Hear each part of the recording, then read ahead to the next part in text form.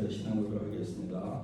전능하사 천지를 만드신 하나님 아버지를 내가 믿사오며 그 외아들 우리 주 예수 그리스도를 믿사오니 이는 성령으로 인하사 동정녀 마리아에게 나시고 본유 피라도에게 고난을 받으사 십자가에 못 박혀 죽으시고 장사한 지 사흘 만에 죽은 자 가운데서 다시 살아나시며 하늘에 오르사 전능하신 하나님 편에 앉아 계시다. 저리로서 산자와 죽은 자를 심판하러 오시리라. 성령을 믿사오며 거룩한 공예와 성도가 서로 교제하는 죄를 사하여 주시는 것과 몸이 다시 사는 것과 영원히 사는 것을 믿사옵나이다. 아멘.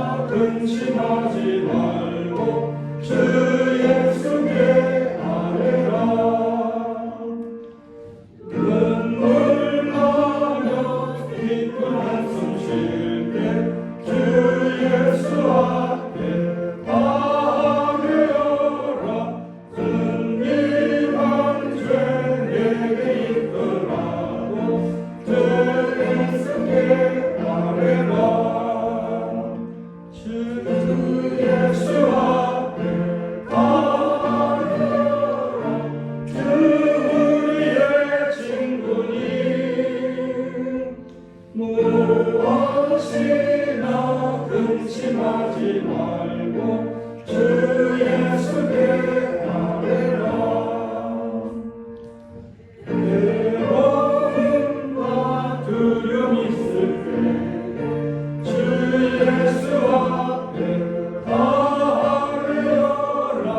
내일 일을 염려하지 말고 주 예수께 아뢰라. 주 예수 앞에 아뢰어라. 주 우리의 친구니 무엇이나 근심하지 말고 주 예수께 아뢰라. 죽음 앞에 몸을 내는 자여 주 예수 앞에 아뢰어라. 아뢰어라. 바라오는 자여 주 예수께 아뢰라. 주 예수 앞에 아뢰어라. 주 우리의 친구니 무엇이나 근심하지 말고 주 예수께 아뢰라. 네, 우리 지영재 장로님 기도해 주시겠습니다.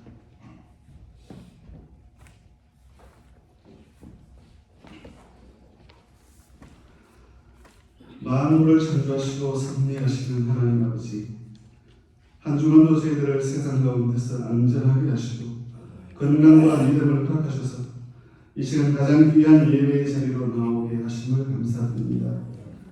저희의 심령이 오직 하나님만을 향하게 하시고 온전한 예배를 드릴 수 있도록 저희를 지켜주시옵소서. 또한 여러 가지 사정으로 인해 예배에 참석하지 못하고 각자의 처소에서 예배드리는 모든 동산의 권속들에게도 동일하신 주님의 은혜가 임재하여 주시고 우리 모두가 정성으로 드리는 예배를 기쁘게 받아주시옵소서. 한 주간의 삶을 지내는 동안 알게 모르게 지은 죄를 이 시간 주님 앞에 회개합니다. 이웃을 사랑하기보다는 시기하고 감사하기보다는 불평을 하고 용서하기보다는 정죄하였던 모든 허물들을 십자가의 보혈로 깨끗하게 하여 주시옵소서. 다시금 저희의 믿음을 굳게 세워주시고 오직 주님이 원하시는 성도의 삶을 살아갈 수 있게 인도하여 주시옵소서.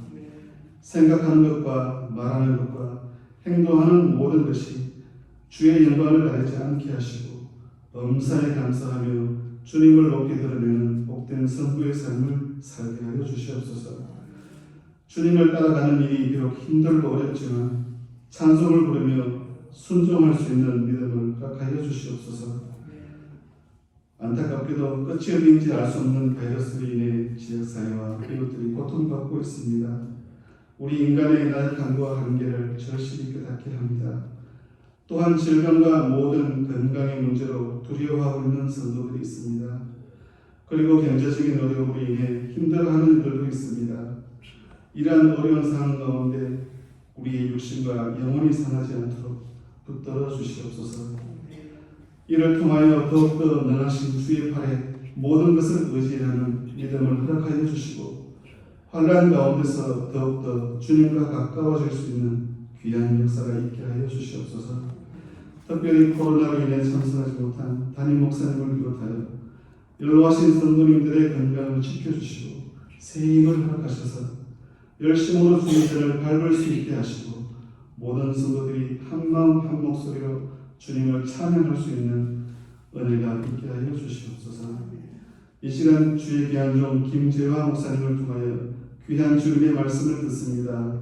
성령께서 함께 하시므로 능력과 권세를 허락하시고 기도 가운데 준비하신 말씀을 선포하실 때에 듣는 모든 성도들이 기쁨과 소망이 넘치게 하시고 아멘으로 순종할 수 있는 은혜가 있게 하여 주시옵소서.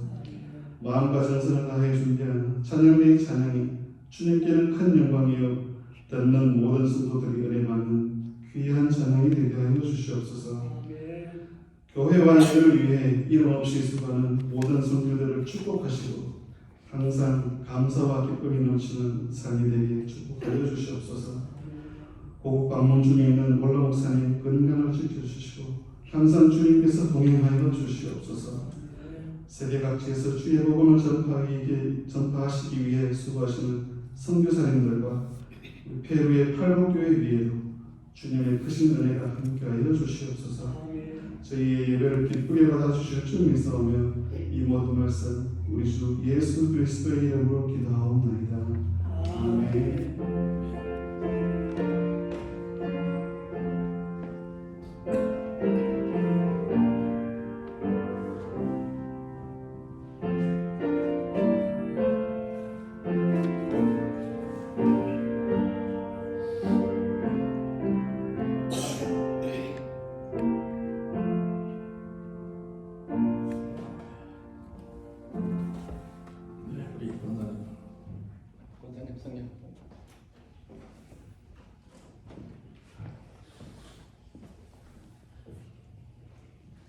오늘 말씀은 출애굽기 37장 1절에서 9절까지입니다.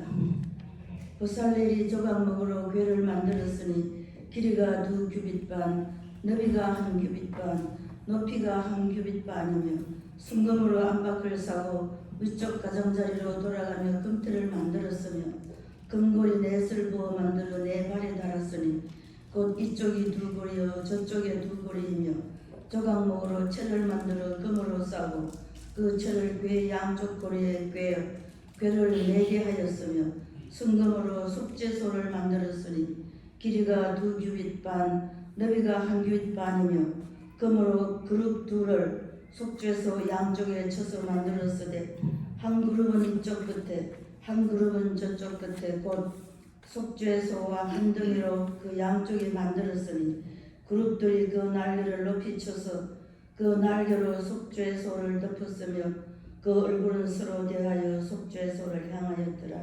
하나님의 말씀입니다. 아멘. 네, 괜찮아요.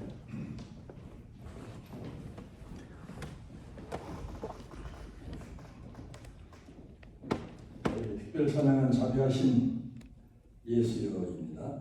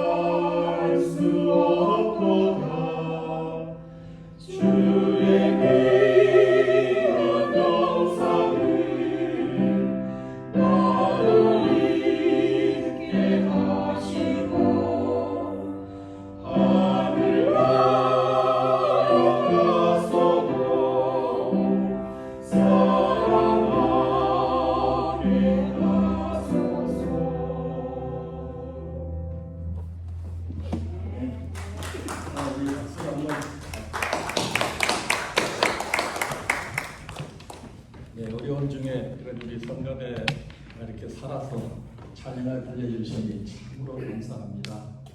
네, 제가 지난달 어떤 또 교회 초청받아 간 적이 있는데 거기는 뭐 사람들이 좀 한 5, 60명 되는데 찬양대가 없어요. 이거 어떤 일이냐 그러니까 코로나로 다 쉰데 그러나 이건 살아있네. 감사합니다. 한 번 더 박수.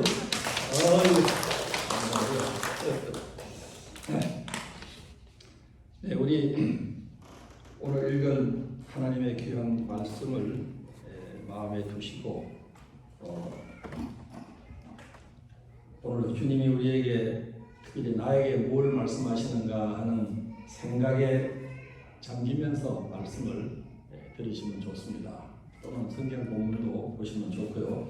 오늘은 그 출애굽기 37장을 읽었지만은 실제로는 출애굽기 25장에 이 모든 성막 기구를 만드는 데 대해서 자세한 그런 리스트 또는 매뉴얼을 소개하고 있습니다. 그래서 우리는 뭐 지금 성경 공부하는 반이 아니니까 일일이 다 찾아 읽을 수는 없지만 25장을 또 집에 가서도 꼭 읽으시든지 또 염두에 두시면은 더 풍성한 내용을 마음에 담게 됩니다. 37장에는 그 만드는 기본이 나와 있지만 좀 더 세세한 디테일한 것들은 25장에 많이 이렇게 제공하고 있기 때문에 사실은 함께 보면서 공부하는 게 더 좋을 수도 있습니다. 네, 우리 본문 말씀을 들어가기 전에 잠시 숨 좀 돌리기 위해서 제가 예화를 한 가지 드리겠습니다. 지난해 어느 날 제 친구가 당신 와이프하고 지나가다가 커피 한잔하고 하자고 전화가 와서 들렸어요. 근데 그 사모님이 멸치를 볶은 것을 이렇게 조그마한 통에 하나 주셨어요. 그게 뭐 보다시피 혼자 사니까 멸치 볶음 뭐 그런 걸 잘 못 먹는데 너무 귀하더라고. 근데 그때는 그 멸치에다가 호도를 넣어서 이렇게 볶아가지고 보니까 그 맛 되게 좋습니다.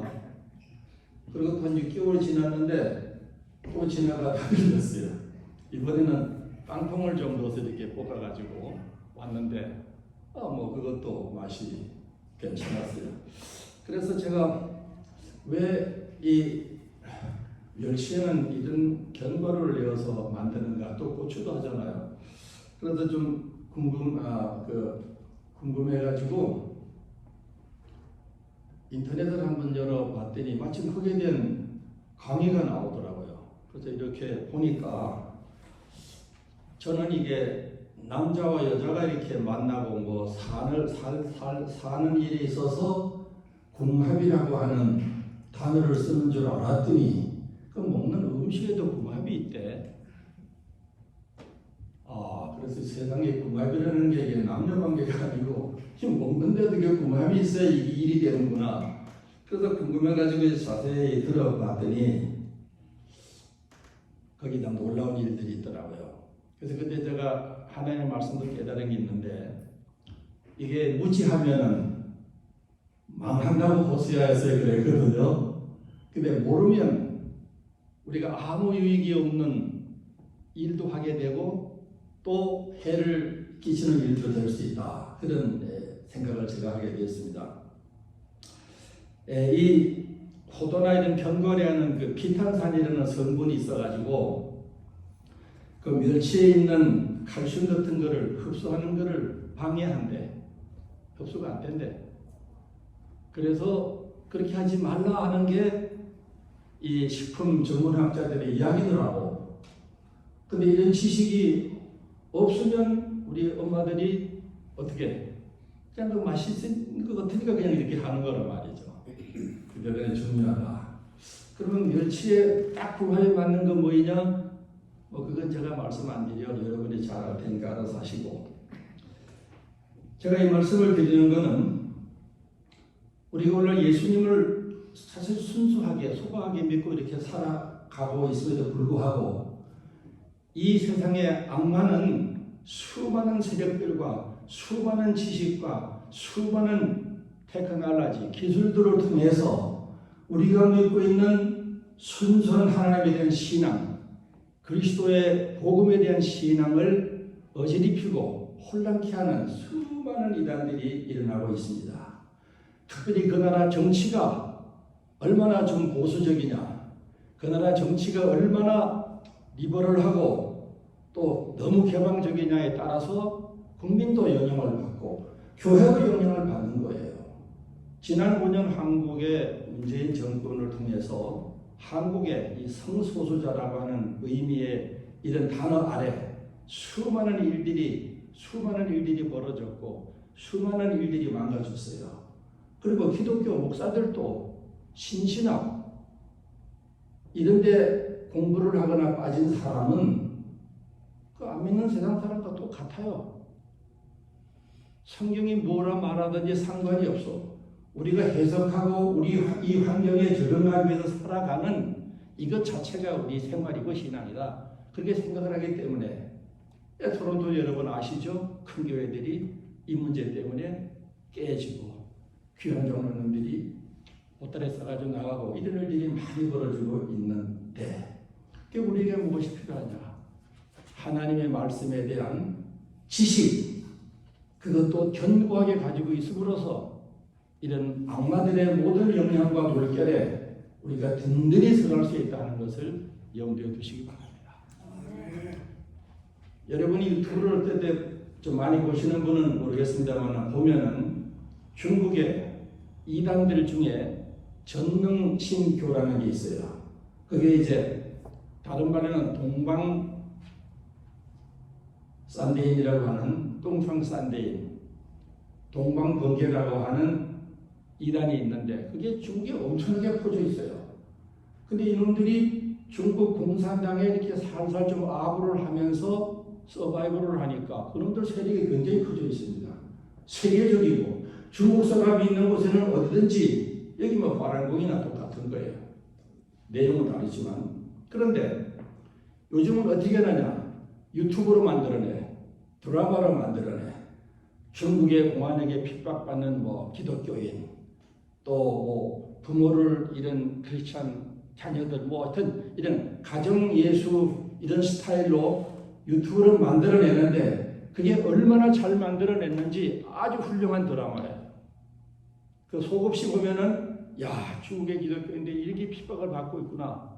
아, 이 무리들이 이렇게 활약을 당하고 동정심이 가요. 너무 리얼해요. 꾸밈이 없어. 이거 뭐 방송국에서 돈 많이 들여 만드는 드라마 뺀치는 거예요. 기가 막히게 만들어냈어요. 그런데 그 속에 들어가 보면은 정능신교, 최능시안, 동방번개 이단들이에요. 그들은 만든 책이 따로 있어요. 물론 성경도 보조로 쓰면서 다른 통일과 같이 자기들 만든 책이 있어. 거기에 나오는 말씀이 아주 감동적이고 서술적으로 또 예술적으로 감상적으로 우리 마음을 부딪히는 그런 좋은 말씀들은 많이 차 있어요. 그런 걸 들으면은 하나님 말씀이 아닌데도 불구하고 우리가 마음에 이끌림을 받고 감동을 받고 움직여요. 그렇게 걔들은 교묘하게 이렇게 하고 있습니다.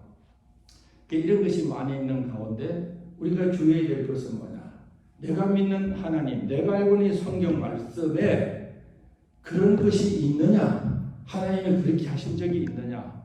이런 것들을 생각 없이 듣다 보면은 우리 귀가 솔깃하고 마음이 빼앗겨가 되는 어려움을 당할 수 있다. 이런 데 대해서 염두에 두시고 우리가 복음의 진리를 굳게 잡는 일 중에 하나는 구약 성경도 잘 알아야 돼요. 구약에서 우리 인류 구속의 문제, 죄 문제를 해결하신 하나님의 그 구원의 섭리가 무엇인가 구약에 쫙 깔려있고 신약은 열매잖아요. 그리고 오늘 우리 공부하게 되는 이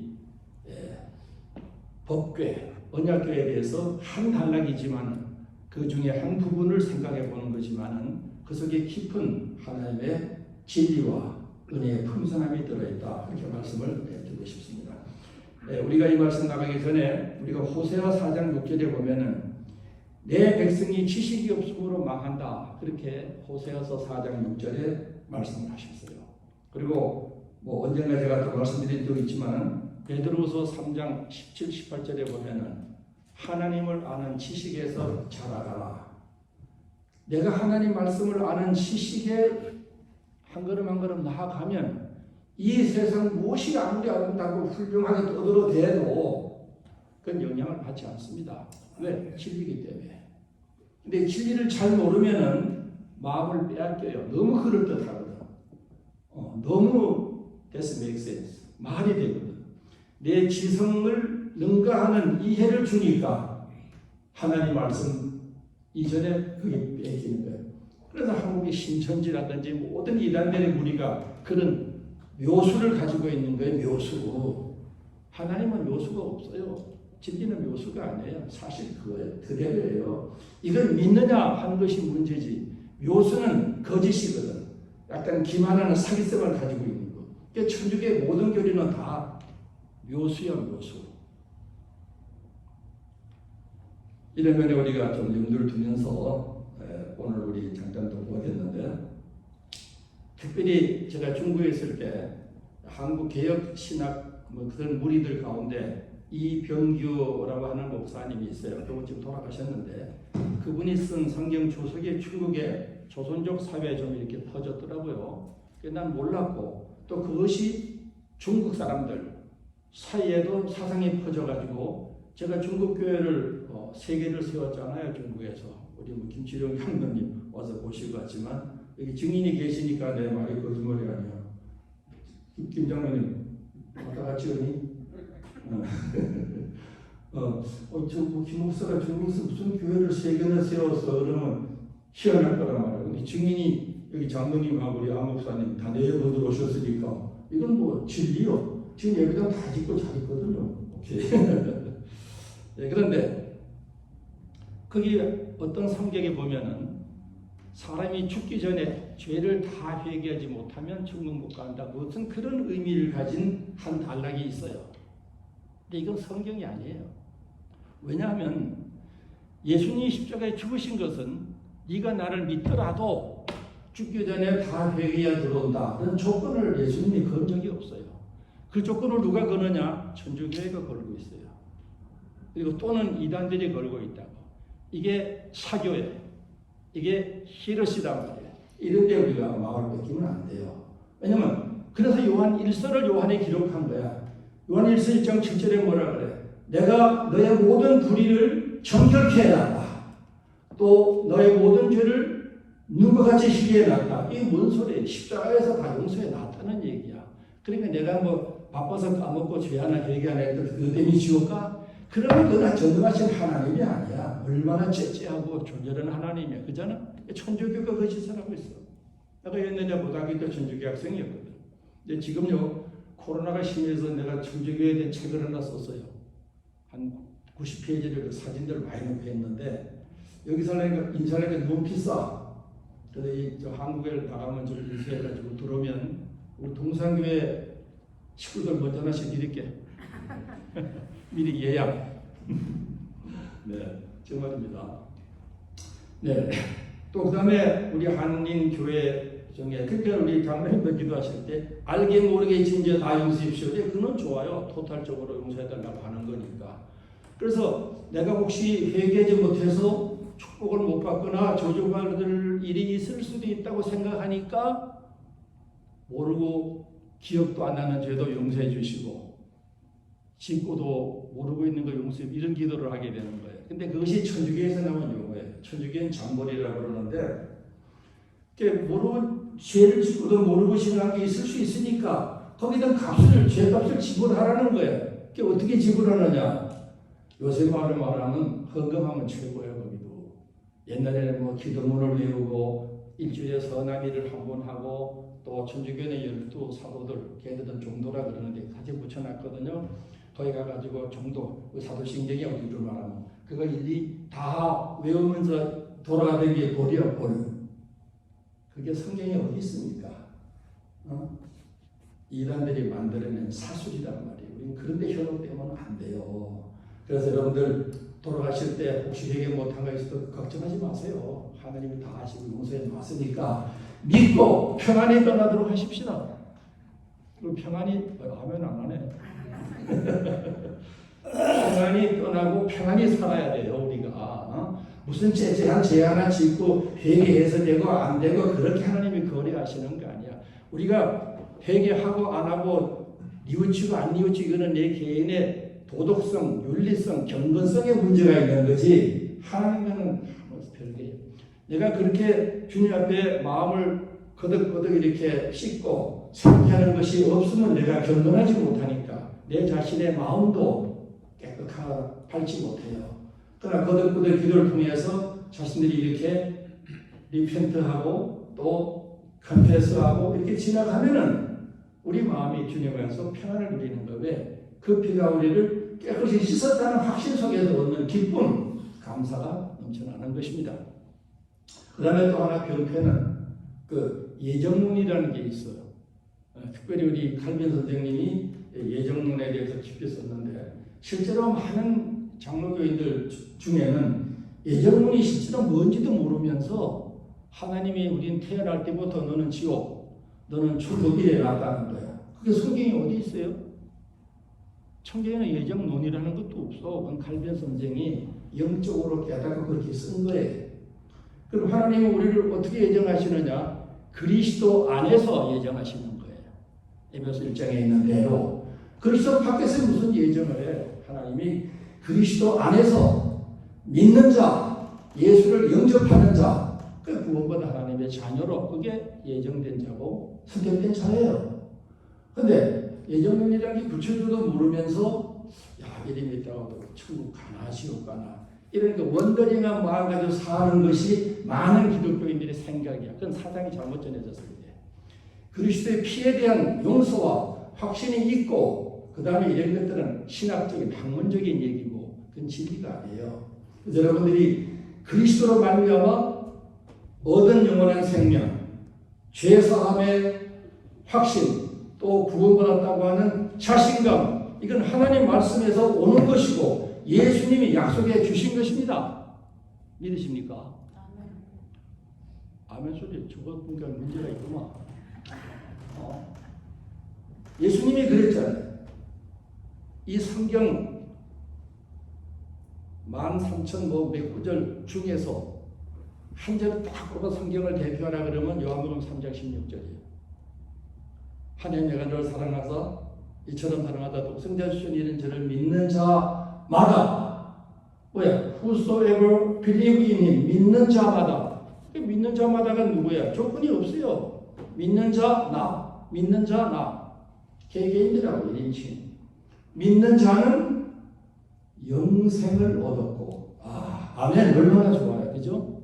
응? 영생을 얻었고, 예수님이 그래 말해도 내가 또 똑바로 살아야지. 이래 붙이면 그게 신앙이 안 되는 거예요. 그게 성령의 은혜로 믿어진 믿음이 안 되는 거다. 그렇게 아시고, 그래서 우리는 예정론이고 이런 거 저런 거 다 필요 없어요. 예수님의 흘린 구속의 피, 십자가에서 흘린 피가 나의 모든 죄를 용서해 주셨다는 예수님의 약속, 그거 하나 믿고 삽시다. 그게 소박하고 단순한 겁니다. 그 이상 없어요. 그 이상 복잡하게 이론적으로 신학적으로 얘기해봐야 성경에 없는 얘기가 될 수 있어요. 오케이. 그런 우리 기본을 가지고 우리 이제 본문을 들어가서 잠깐 생각해 봅시다. 이 하나님은 이스라엘 백성을 애굽에서 인도해서 기적과 능력으로 홍해를 건너서 시내산 광야에 지금 한 200만 명의 인구를 데려다 놨잖아요. 근데 이 사람들은 원래 하나님을 섬기던 사람들이 아니야. 예배를 드려본 적이 없습니다. 또 옛날에 구약에 율법이나 십계명을 가르침 받아본 적도 없어요. 그냥 그들의 조상 아브라함의 하나님이 약속하신 은혜에 의해서 하나님이 그 종살이하고 있는 노예 집단들을 몽땅 끌어서 시내산 광야에 갖다 놨어요. 시내산 광야에 갖다 놓으니까 이게 다 뭐예요? 중구난방이야. 아무것도 질서도 없고 노예 생활하던 그 백성들이 무슨 지식이 있어요? 학문이 있어요? 뭐가 있어요? 그냥 그저 밥이나 세끼 주는 거지 출애굽 그 외에는 없는 거예요. 그리고 하나님을 섬긴다, 신앙한다, 그거는 거리가 먼 얘기입니다.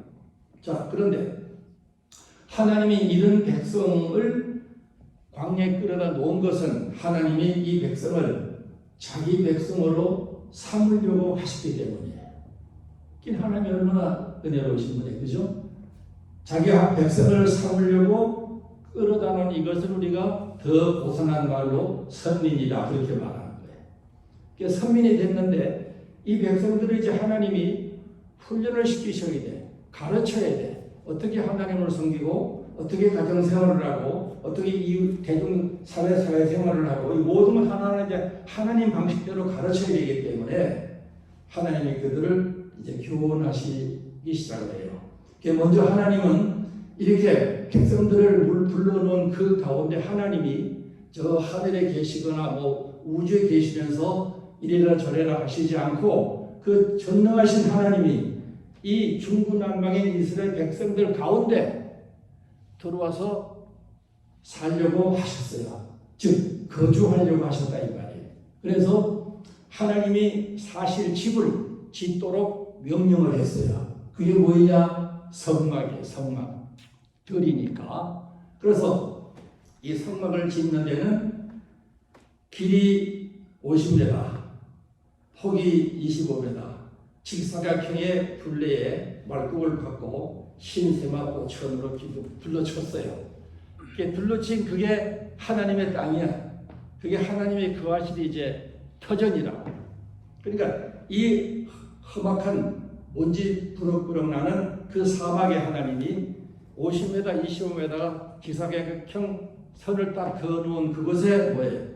전능하신 창조주 하나님이 거하시면서 너희와 함께 하시겠다. 이게 얼마나 복된 일이에요. 그렇잖아요? 예? 자, 그래서 이제 하나님이 성막을 만들기 위해서 모든 구석구석 하나하나를 다 가르쳐. 지금은 시간 때문에 그런 얘기 안 하고 어떠냐만 얘기해요.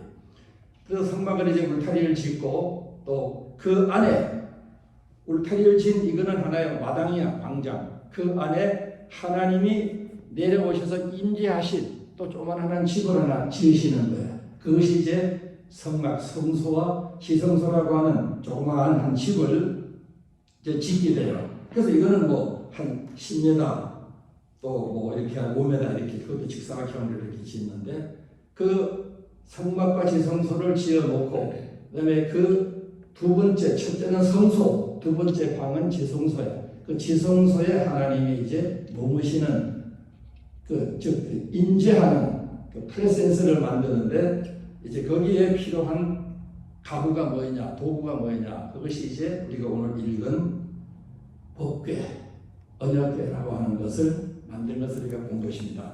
그래서 하나님이 백성들을 불러내서 하나님이 그들과 함께 하시기 위해서 당신이 거하는 터전을 예비하셨고 그리고 거기에 하나님이 거하시기에 편리한 모든 가구들, 기구들을 만들어서 설치하도록 하나님이 하셨다. 그 설치하는 기구 중에 하나, 이제 법궤에 대해서 오늘 잠깐 시간 되는 대로 생각해 보겠다는 겁니다. 자, 그 다음에 우리 본문을 여러분들이 이제 이렇게 보시면 하나님이 그 궤를 만들려고 그래요. 궤는 뭐예요? 궤짝, 그냥 궤짝을 하나 만들려고 그래요. 근데 이 궤짝이 크기가 얼마냐면은 2규빗반. 이 출애굽교회는 이스라엘 사람들이 길이를 잴 때 도량형이 큐빗이라고 많이 나와요. 큐빗. 근데 이것이 한국말로는 규빗 그렇게 말하는데 이 규빗의 길이는 보통 남자들 손가락 끝에서부터 이 팔꿈치까지를 말해요. 그런데 남자들도 뭐 다 이 사이즈가 다르니까 기준점은 이스라엘 유대인들의 표준 사이즈는 45.6cm, 쉽게 말해 45cm 정도의 길이를 1규빗이라고 해요. 그래서 우리가 그렇게 이해를 일단 하고, 그래서 이 길이가 2규빗 반이다 그렇게 말을 했어요. 그래서 길이가 2규빗 반이니까 우리가 메타로 하면은 뭐 1m 한 14cm, 약 한 1m 한 10cm라 생각하면 돼요. 1m 되는 거에 이 폭이 얼마냐? 폭이 뭐 한 68cm, 한 70cm 돼요. 그럼 직사각형의 그것도 이렇게 이런 높이도 한 68cm 정도.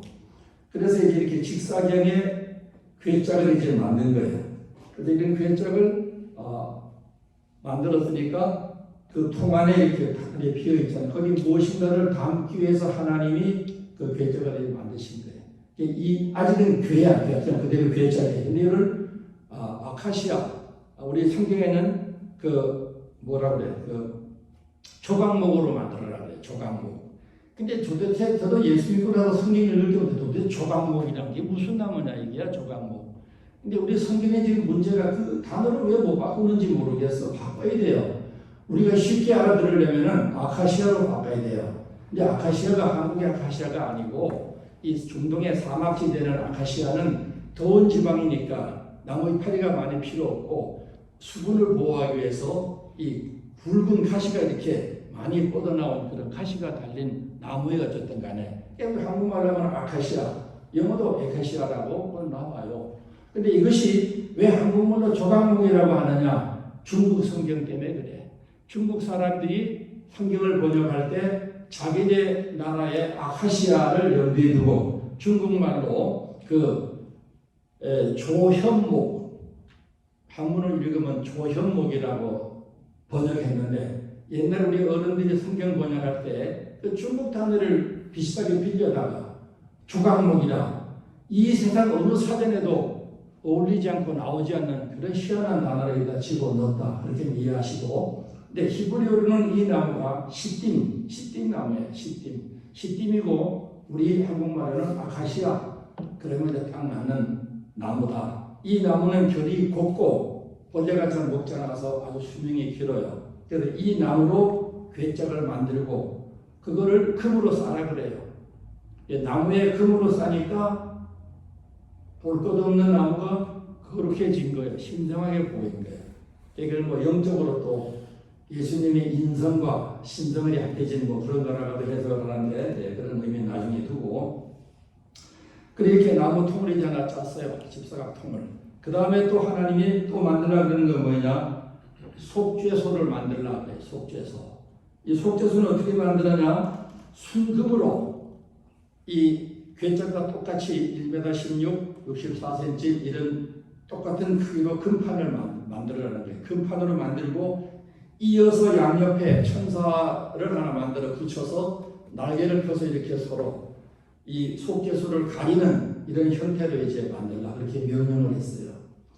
제가 이제 동산교회 자주는 안 오지만 볼 때마다 아쉬운 거는 이 영상을 볼 수 있는 이 기계가 없어서 참 아쉬워요.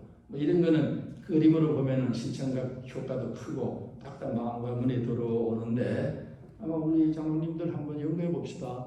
그뭐 요새 별것도 아닌데 딱 영상이 하나 있으면 이 설교자가 힘도 덜 들고 성경도 몇 번 여러 군데 안 찾아도 거의 쭉쭉 나오면 다 보고 얼마나 좋겠어요. 참고하시기를 바라겠습니다. 우리 목사님도 앞으로 설교하시기 편하고 좋으실 게고 여러분들도 많은 정보를 얻고 얼마나 편해요. 오케이. 그 다음에 이제 이 속죄소를 만들었어요. 그리고 그 통에다가 하나님이 시내산에서 준 십계명이 적힌 돌판, 또 증거판, 언약판을 거기다 집어넣어라 그렇게 말했어요. 그래서 이 십계명이 적힌 돌판이 법판이 거기 들어감으로써 이 괴짝이 법궤가 된 거예요. 아시겠어요? 예, 그 속에 하나님의 십계명의 교돌판이 들어갔고 또 나중에 거기에 만나 또 한 항아리 들어가고 그 다음에 이제 아론의 쌍는 지팡이 또 거기 하나 들어가서 여러 가지가 들어가서 이제 그 법궤를 이렇게 이루는 그런 이제 형태를 만들어요.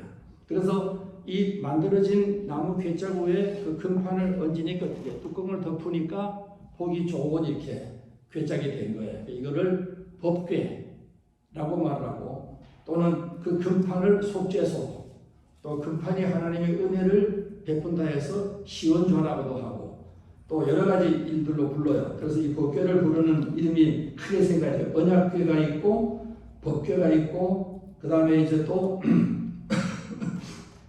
언약판이를 하고 여러 가지 이름으로 이렇게 불러요. 우리가 그런 거 있잖아요.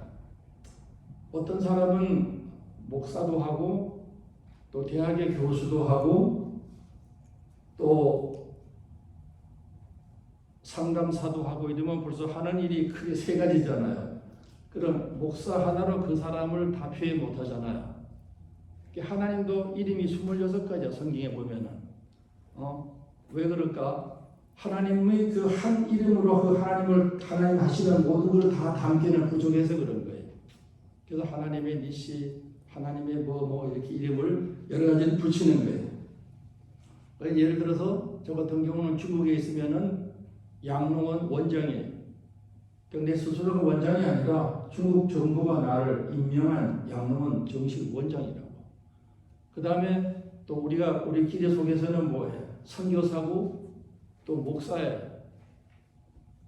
그러니까 그냥 양롱 원장이다. 그러면 그냥 나를 표현하는 의미가 너무 다 안 나오는 거예요.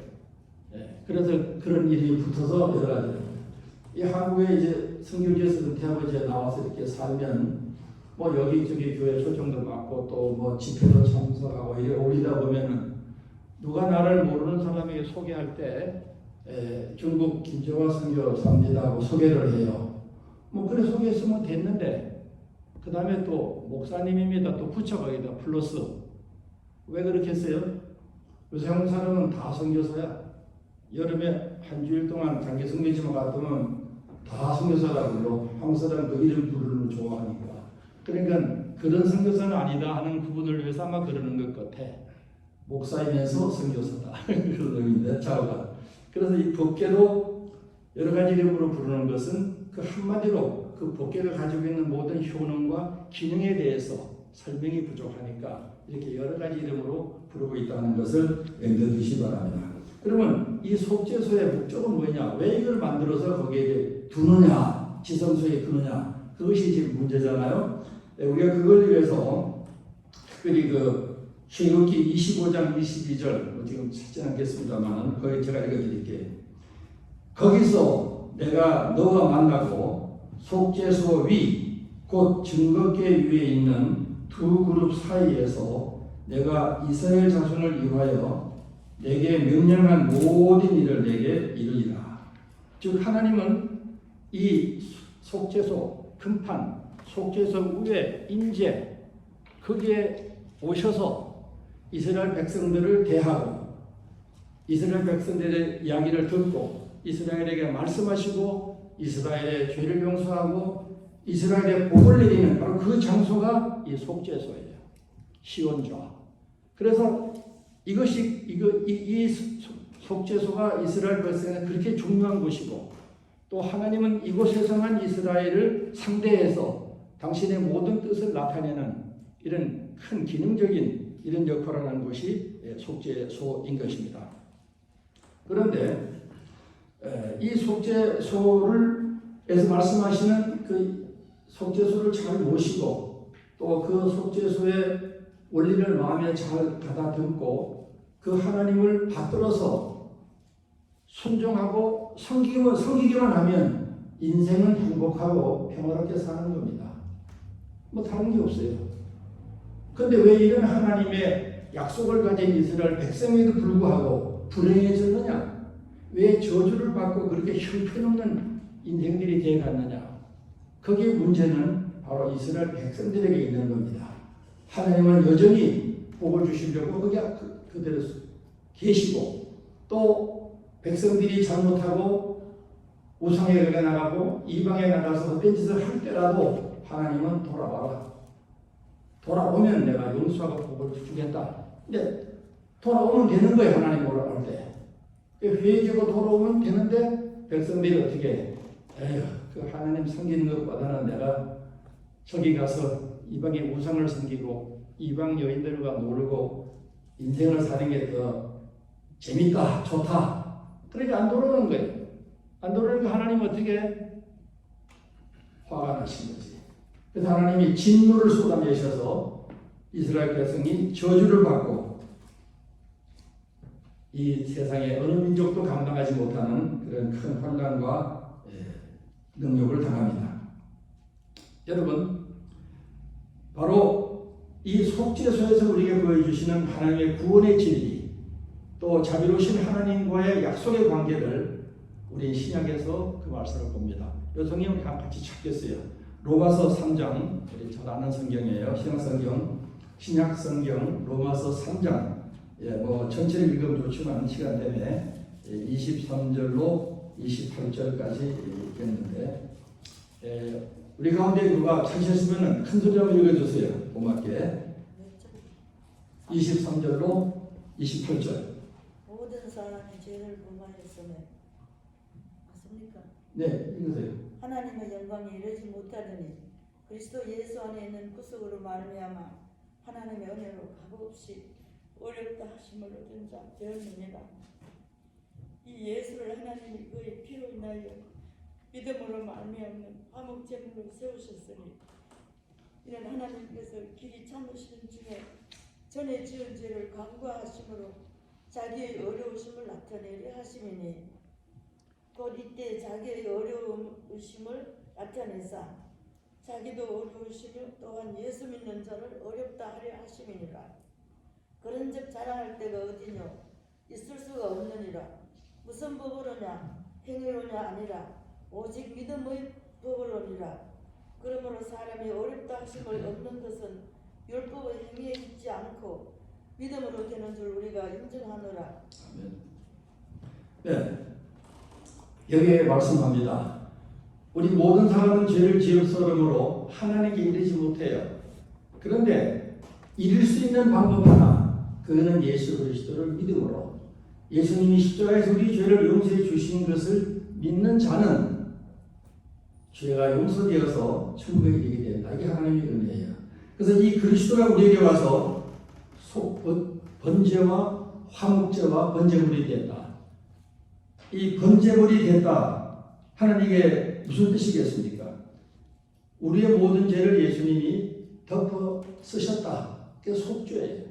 대신 우리 죄를 다 덮어 쓰시고 십자가에서 너의 죄를 위해서 다 심판을 받고 이제 끝났으니까 너는 믿기만 하면은 영원한 용서와 구원의 은혜를 누리게 된다. 그게 우리 예수님의 약속입니다. 여러분, 이 믿음을 확실히 가지고 우리가 살아야지.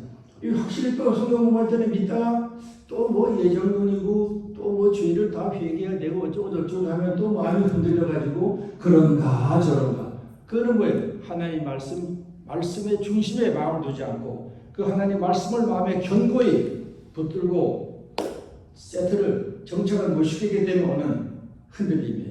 그런 것들이 우리에게 없어지도록 하나님 말씀을 믿습니다.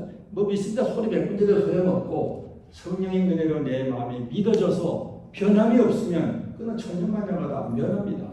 이 믿을 여러분이 마음에 깊이 가지시기 바라고. 그 다음에 또 중요한 것은 뭐냐? 이스라엘 백성들이 그 당시 영적 상태가 말이 아니에요. 이스라엘이 가나안에 정착하고 또 그 엘리 제사장이 다스리는 그 기간에 태평세월을 좀 보내면서 이스라엘이 해이해지고 또 타락하기 시작을 해요. 그리고 이방족과 결혼하고 우상하게 나가서 이방족 여인들과 결혼하면서 즐기면서 육신의 엔조이를 하는 인생을 이스라엘 사람들이 취미를 붙이면서 영적으로 경건하게 신선하게 살아야 되는 그 도리를 버리기 시작해요. 그래서 사람들이 하나님을 떠나는 가는데 완전히는 안 떠나. 왜? 이 하나님이 자기들의 조상들을 구원했고 우리를 여기 살게 했다는 역사성은 아는 거니까. 그러니까 어떻게 하려고 그래? 둘 다 믿고 살고 싶은 거야. 그래서 온갖 짓을 다 하다가도 무슨 절기가 되면은 또 이 성전에 성막에 와가지고 또 머리 숙이고 또 짐승도 잡아들이고 다 해. 그러니까 이사야서 1장에 얘기하는 게 뭐야? 지겹다 얘기야. 너희들이 드리는 재물이 피가 지겹다 얘기야. 왜? 위선적으로 드리는 거니까. 진심이 아니기 때문에. 그래서 우리들도 우리를 불러서 하나님이 거하시는 거룩한 성전 또는 산성을 만드신 이 하나님을 우리가 마음에 모시고 받들면서 그 하나님을 존귀하게 내가 섬기면 내가 존귀해지는 거예요. 그러니까 하나님을 하나님 우리 사랑하셔서 구원해 주셨구나. 그러면 죽어나서 나 예수 믿어야지. 그런데 세상에도 이렇게 재미있는 일이 많은데 이것도 몰라 할 수는 없지 않느냐. 이것도 좀 재미있게 즐기고 하나님 믿고 이게 뭐 이렇게 얼마나 좋으냐. 이게 양수겹장이거든요. 이게 짬뽕을 하면 안 된다는 거예요. 하나님 말씀은. 그렇게 하면 우리가 인생에 있어서 복을 받지 못해요. 마음의 평안과 또 영적 깊은 즐거움 못 내려요. 왜? 늘 번민하게 되고 늘 염려하는 우울증이 그래서 많이 생길 수도 있어요. 이런 면을 우리가 보면서 우리가 한 길을 분명히 가면서 이 땅에 사는 건 또 땅에 사는 대로 엔조이를 하고 살면서 하나님의 성령을 침범하지 아니하는 그 성령을 건드리지 아니하는 그런 제한되고 구분된 한계를 가지고 우리가 사는 것이 하나님이 기뻐하시는 것이다. 우리가 뭐 건강을 드리고 주일 안 빠진다고 해서 그게 장땡이 아니야. 하나님이 나가서 엉뚱한 인생을 살면서 이렇게 하면 하나님이 그 역겨운 거예요. 이사야서 그렇게 말을 했으니까. 우리가 그런 삶을 살지 마시라고 하는 것을 말씀을 드리고 그 다음에 이스라엘이 말해요. 늘 거기에 살면서 가나안에 살면서 영적 전쟁을 많이 해요. 왜? 거기 부족들이 이스라엘 백성과 자꾸 싸움을 시비를 하니까. 근데 이제 블레셋 백성들이 이스라엘과 싸움을 하게 생겼어요. 그래서 이스라엘은 늘 하나님을 의지해서 그동안 이겼거든요. 정복해 왔거든요. 그러니까 하나님 맨날 이기게 주는 줄 알고 이번에도 에베네셀이라는 지역에서 블레셋 백성들과 한번 붙었어. 근데 이스라엘 백성이요 4천 명이나 죽으면서 전쟁에 패했습니다. 졌습니다. 그러니까 사람들이 원통해서 진중에 돌아와가지고 울고불고 난리가 났어요. 그래서 그 사람들이 지도자들이 의논하고 세운 계책이 뭐냐? 우리 이러지 말고 성막에 있는 하나님의 법궤를 메고 전쟁터로 가자. 그럼 우리 하나님이 이기게 해주실 게 아니냐? 저놈들이 우리 하나님을 어떻게 이길 수 있을까? 그건 안 될 거 아니냐? 그래서 하나님의 법궤를 그 성막에서 꺼내가지고 미국 전쟁터로 간 거예요. 그 전쟁터에 갖다 모셔놓고 유대인 백성들이 그냥 파티를 한 거야. 축제. 이제 우리 여호와 하나님 우리 가운데 오셨으니까 우리는 이제 문제 없다. 근데 이 법궤가 진중에 들어올 때 땅이 울리고 진동해요. 그래서 블레 사람들이 전에 저것들 신이 거기 오는구나. 큰일 났구나. 야, 우리 저놈들한테 지금 노예가 되니까 단결을 해서 우리가 이겨야 된다. 뭐 이렇게 결의를 다짐하는지 그런 일이 있잖아요. 그런데 그리고 전쟁을 했는데 어떻게 3만 명이나 죽고 전쟁에 패했어요. 그리고 타락한 엘리 제사장의 두 아들놈들 비나하스 흠리도 그 전쟁터에서 죽어요. 그리고 불행한 것은 법궤를 빼앗겨. 이게 안타까운 일이야. 이 법궤가 자기들을 지켜주고 이기게 해줄 줄 알았는데 하나님이 블레셋 사람들의 포로가 된 거야. 얼마나 이게 불행해요. 이런 낭패를 당했어요. 왜? 하나님 앞에 올바로 살지 못하면서 그 하나님이 자기를 지켜주고 보호해주를 생각하는 것이야말로 얼마나 어리석고 바보스러운가 하는 교훈을 우리에게 보여주는 거예요. 그래서 이 백성들이 망했어요. 이제 시간이 좀 가요. 우리 안 목사님 옛날에는 나보고 꼭 20분 하라고 그랬는데 지금 조금 지났거든. 근데 뭐 우리 새 목사님은 30분 하라고 그럴지 몰라. 한 5분만 하고 마칠게. 그런데 그러니까 천주교에게 한마디 안 할 수가 없는데 이 천주교도 우리 성찬 예배 드리는 거 있죠. 만찬 예배. 걔들은 이 성찬 예배를 해석하는 뜻이 달라. 우리는 예수님의 몸과 피에 된 기념물로 예배 드리지만은 걔들은 그 신부가 천주교 사제가 기도가 나면은 진짜 예수님의 살, 진짜 피가 된다고 믿는 화채설을 믿어.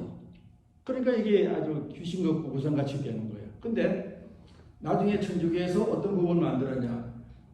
하나님의 대리자 사제가 이게 하나님 예수님의 몸이요 하고 기도를 하고 나면은 이게 진짜 몸이 됐으니까 홀리 바디, 성체라고 불러요.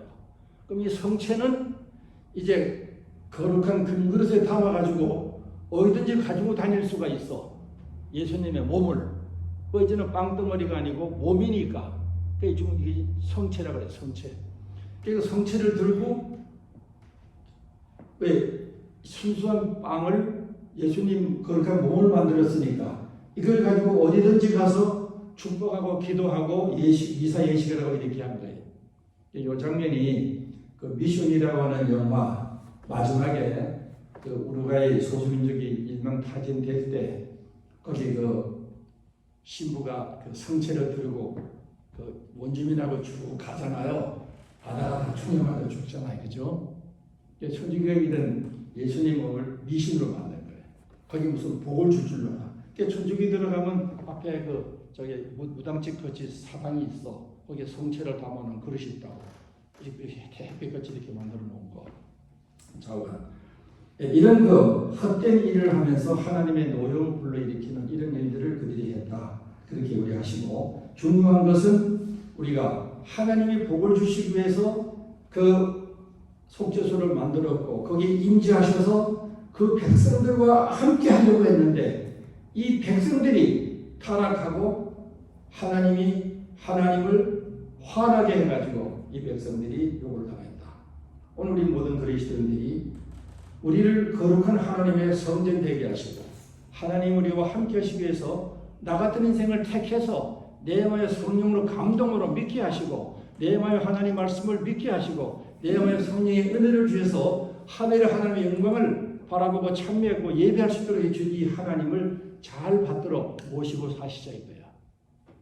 그것이 우리가 복받는 일이고 또 여기에도 뭐 하나님이 임재하라고 만들어 놓은 뭐가 있다면 이것도 우상덩어리지. 여기 하나님이 계신 게 아니라 어디든지 계시요. 하나님은 1차로 우리 안에 계시. 우리 안에 있는 개개인이 모이면 뭐가 돼? 교회를 이루어서 함께 하나님께 경배드리고 주신 은혜를 감사하고 우리의 소원을 아뢰고 이렇게 한 예배드리는 것이 우리가 교회로 모이는 것이다. 그렇게 우리가 약식을 합니다. 자, 그 다음에 한 가지 예를 들어 말씀드릴게요. 이 우리나라에 참으로 그 큰 주님이 일꾼이고 중국 선교사이고 또 독립투사였던 그 한 분이 계시는데 이분 이름이 손정도 목사예요. 이분은 순교하신 분인데 이분은 평안도 아주 부잣집 아들이에요. 그래서 평양에 공무원 시험 보러 가다가 해가 져서 어떤 주막에서 잠을 자는데 그 자기 방에 그 뭐 이쁘지 않은 십자가가 이렇게 하나 걸려 있는 거야. 근데 옛날에 십자가가 희한하잖아요. 지금은 확 흔해 빠져가지고 뭐 별건 아니지만은 이 사람 평생 처음 보거든. 그렇게 생긴 십자가. 근데 저건 무슨 뜻인가? 해서 주인을 불러가지고 물으니까 이 주인이 그 당시 예수님을 1800년대 그 당시 예수님의 크리스찬이다. 그 하숙집 주인이. 그래서 이분에게 예수님을 소개하고 복음을 전해요. 이 성종도 선비가 그 전에서 예수님을 자기 구주로 믿고 가위로 상투를 잘라버리고 개종을 해버린 거예요. 그러고 나서 집에 아버지한테 쫓겨나. 아버지가 나는 이제 의절이다. 너는 우리 집안에 아무것도 아니다. 내쫓아버렸어. 그래서 이 사람이 평양에 가서 공무원 시험 보지 않고 거기서 있던 선교사를 만나서 숭실전문학교 공부를 하고 이러면서 크리스천 하나님의 일꾼으로 자라기 시작을 해요. 그리고 이분이 나중에 주님의 은혜로 그 북경 선교사로서 교회도 개척하고 크게 일을 했고 또 상임 임시정부의 부의장도 하시고 그 다음에 이등방문 시해 또 윤봉일 의사의 폭거 이런 사건을 통해서 일본에게 잡혀가지고 고문과 수많은 압박을 당하면서 결국 48세에 이분 49세 이분이 순교를 합니다. 그 십자가 그림 하나가 그 한 인생을 이렇게 위대하게 바꾸고 길렀다는 거. 그럼 그 십자가에 무슨 능력이 있어요? 능력이 있다고 생각하면 그건 무상이에요. 그거는 하나의 상징. 우리를 위해서 우리 죄를 위해서 돌아가신 그리스도의 속죄하심을 보여주는 하나의 상징이라는 말이에요. 그 상징을 통해서 그 예수를 만나게 됐다는 것 얼마나 위대합니까? 근데 그 십자가가 우리에게 뭐 도움을 줄 거라고 차에 걸어놓고 목걸이를 하고 목걸이 하는 건 내가 어떻다는 게 아니야. 그것이 나를 무슨 보호신같이 여기고 있다면은 그는 미신의 부적과 같은 거예요. 그러니까 아무거 이무거 어리석은 짓이에요. 그냥 액세서리 좋지요. 그러나 의미를 가지고 십자가를 걸어놨을 때 거기도 하나님이 역사하시는 놀라운 섭리가 있다. 이걸 우리가 마음에 드시는 거예요. 함께 기도하십시오.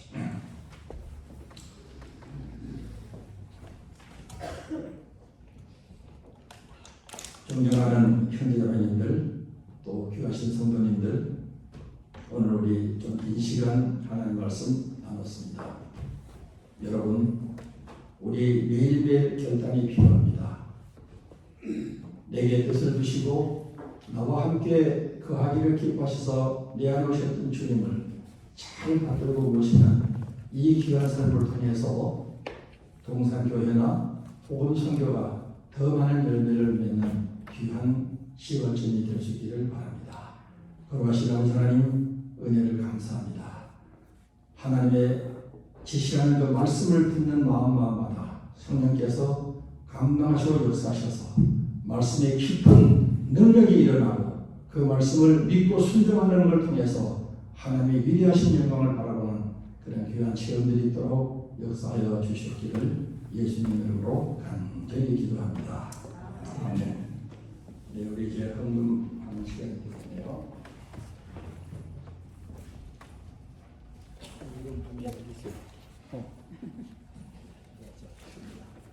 함께 기도하십시다. 하나님, 우리 또 하나님께 경배드리려는 이 자리에 우리 빈손으로 오지 아니하고 적어나마 주님 앞에 귀히 서기를 바라는 마음으로 물질을 드립니다. 하나님 드리는 손길마다 축복하시고 귀한 은혜를 더하시옵소서. 예수님 이름으로 기도드립니다. 아멘.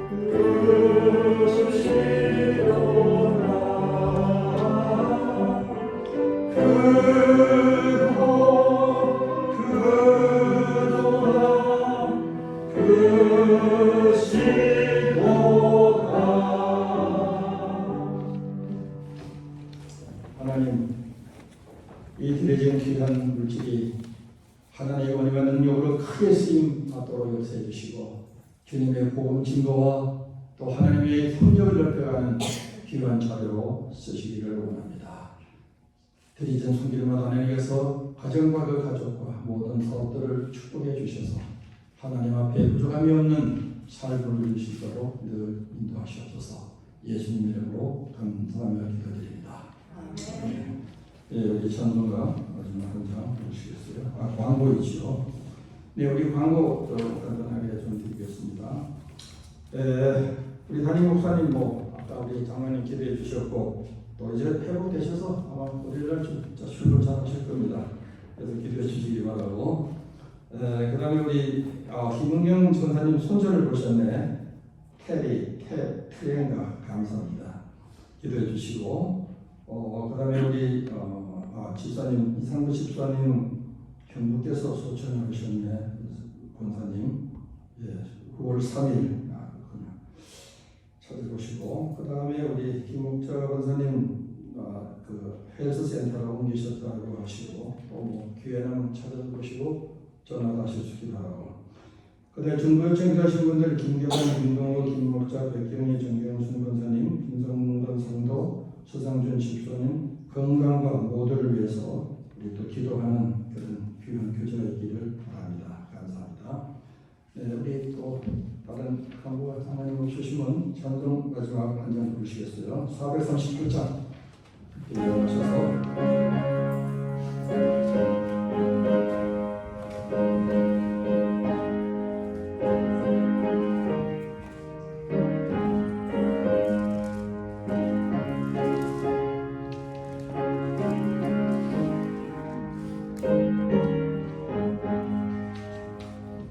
내 영혼이 은총이고 중한 죄짐 벗고 보니 슬픔 많은 이 세상도 천국으로 가보다.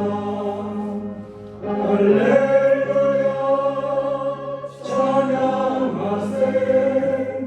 내 모든 죄 사함하고 주 예수와 동행하니 그 어디나 하늘나라. 주의 얼굴 뵙기 전에 멀리 뵈던 하늘나라 내 마음속에 이루어지니 날로 날로 가깝구나. 할렐루야 찬양하세. 내 모든 죄 사함하고 주 예수와 동행하니 그 어디나 하늘나라. 높은 산이 거친 들이 초막이나 큰 거리나 내 주 예수 오신 곳이 그 어디나 하늘나라. 할렐루야 찬양하세. 내 모든 죄 사함하고 주 예수와 동행하니 그 어디나 하늘나라. 아버지 하나님, 우리 모든 귀한 성도님들이 예수님을 우리 삶의 도각이나 조건을 삼아서 모험하지 않는 귀한 성도들이 되도록 축복해 주시옵소서. 혹자는 이번 이 사업만 성공시켜 주면 내가 하나님을 위해서 무엇을 어떻게 하겠다 하는 이런 무책임한 말로 하나님을 실험하고 하나님을 불경건하게 하는 이런 사람들도 세상에 있습니다. 우리 이런 하나님의 신성을 침해하는 이런 어리석은 인생들이 우리 가운데 없도록 늘 살피시고 인도하여 주시옵소서. 또 하나님, 우리 귀한 목사님께서 코로나로 좀 시련을 받으시는데 더 강건하게 해주시고 또 내일이라도 하나님 앞에 활동하는 귀한 사역자가 되도록 축복하시옵소서. 이제는 우리 위해서 피를 내신 그 시대의 은혜와 우리를 무한히 용서하시는 하나님의 사랑과 우리를 극진히 진리 가운데로 날마다 인도하시는 성령의 무한하신 인도하심이 이제와 이제로부터 주님 오시는 그날까지 늘 함께해 주시옵기를 간절히 축원합니다. 아멘.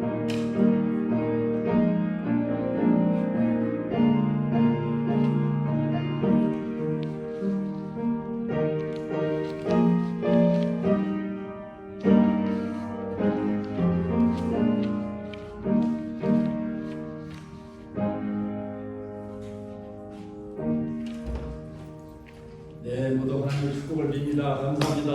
우리